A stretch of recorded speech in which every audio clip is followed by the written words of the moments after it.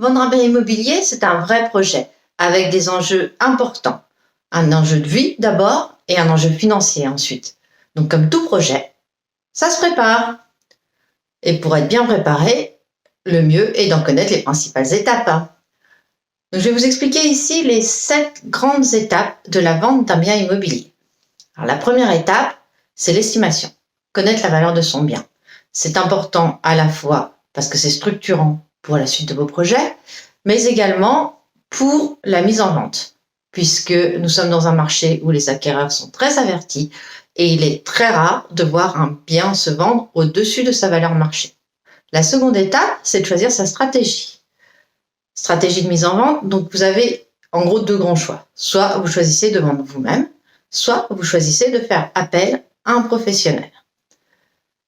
Je ne peux que vous conseiller, en toute objectivité, de faire appel à un professionnel, et je vous conseillerais même de faire appel à un seul.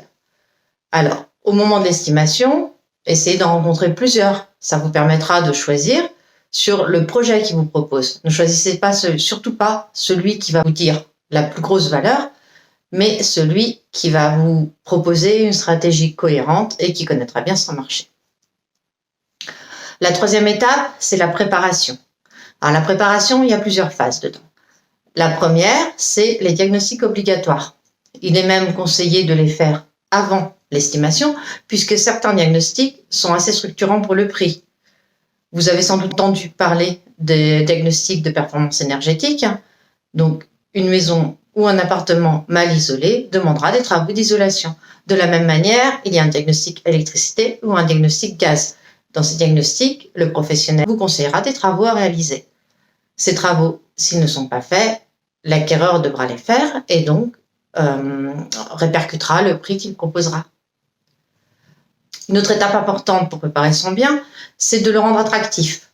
Donc si vous allez dans un magasin et que vous avez des rayonnements tout poussiéreux avec des objets entassés, vous serez moins enclin à acheter un produit que s'il est bien éclairé, bien mis en valeur et que vous voyez clairement l'utilité que vous allez en avoir. Eh bien, un bien immobilier, c'est pareil.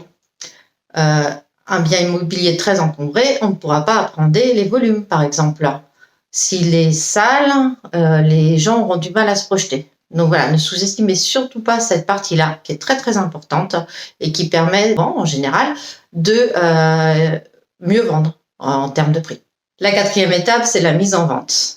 Donc, une fois qu'on a fait toutes les étapes avant, on a choisi le prix, on a mis son bien en valeur, on a fait les diagnostics, on peut commencer à communiquer sur le bien. Donc, la communication se fait auprès de fichiers acquéreurs existants, donc des gens déjà en recherche sur le secteur, et via des médias de communication classiques, principalement Internet. Donc, en fait, ça va consister à faire une annonce. Alors, il est important d'avoir une annonce qui mette le bien en valeur, qui ne mente pas, mais qui soit attractif. Alors, attention, il faut faire les photos et les descriptions de manière à attirer les bons clients, ceux qui sont susceptibles vraiment de chercher le bien en question. Donc, une fois que les clients appellent, on qualifie. Donc, est-ce que c'est vraiment ce qu'ils recherchent? Et surtout, est-ce qu'ils ont bien étudié leur financement et est-ce qu'ils sont prêts à franchir le pas pour acheter? Et on organise les visites. Donc, si toutes ces étapes, donc les 4 premières étapes ont bien été menées, on arrive assez rapidement, normalement, surtout dans le secteur de la région parisienne, à obtenir des offres. Donc, c'est le moment gratifiant. Le mieux, c'est généralement d'obtenir plusieurs offres parce que ça permet de choisir. Donc là, le choix, il doit se faire sur plusieurs critères.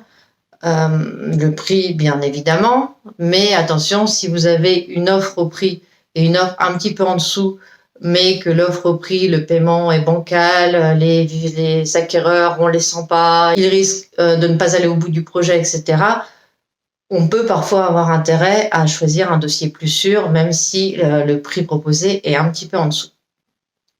Donc, dans cette phase, il y a le choix des acquéreurs, également la négociation. Donc, la négociation, ça peut toujours être le prix, mais il y a d'autres critères comme les délais. Donc, est-ce qu'on est bien d'accord sur le fait qu'on va libérer les lieux à tel moment? Et il y a également le mobilier. Qu'est-ce qu'on laisse? Est-ce que l'acquéreur veut qu'on enlève, mettons, une mezzanine, donc ce qui va supposer de refaire quelques travaux de peinture derrière, etc. Est-ce qu'il veut garder tout l'électroménager? Donc toutes ces questions-là doivent être discutées sur cette phase importante avant de signer la promesse. Puisque une fois qu'on a signé la promesse, tout le monde est engagé sur des termes prédéfinis. Donc étape suivante, signature de la promesse. Donc moi je conseille de la faire chez notaire, puisque le notaire, son travail, c'est de sécuriser tout le monde. Donc on va avoir des termes légaux très robustes, qui seront les mêmes que ceux de la vente définitive. Et donc tous les termes de la vente seront clairement exposés, avec éventuellement les réserves à prévoir si justement il y a des travaux, des choses à vérifier ou des éléments à régulariser. Une fois la promesse signée, 3 délais commencent à courir. Le premier, c'est le délai de rétractation. Donc il faut savoir qu'un acquéreur peut se rétracter pendant 10 jours après la signature de la promesse sans avoir aucune raison à donner. Il dit juste je veux plus acheter, il n'achète plus. Le second, c'est le délai de préemption de la mairie.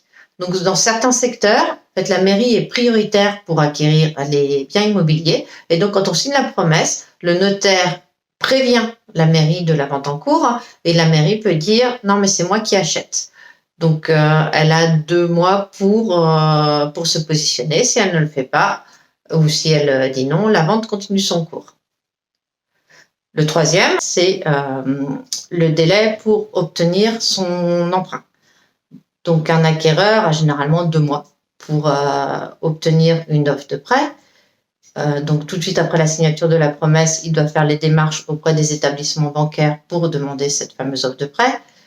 Si au bout de 2 mois, il essuie des refus, il peut arrêter la vente à tout moment sans pénalité aucune.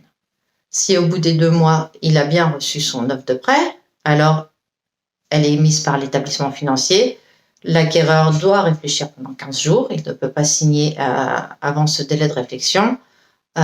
Et à partir de ce moment-là, on peut fixer la date de la signature de l'acte authentique. Donc là, c'est le moment où l'argent est payé, les clés sont remises et généralement, on prévoit des petites bulles. Si ce contenu vous est utile, que vous voulez plus d'informations sur les problématiques immobilières et ou sur la zone particulière de Suresnes, Nanterre et du Mont-Valérien, n'hésitez pas à vous abonner.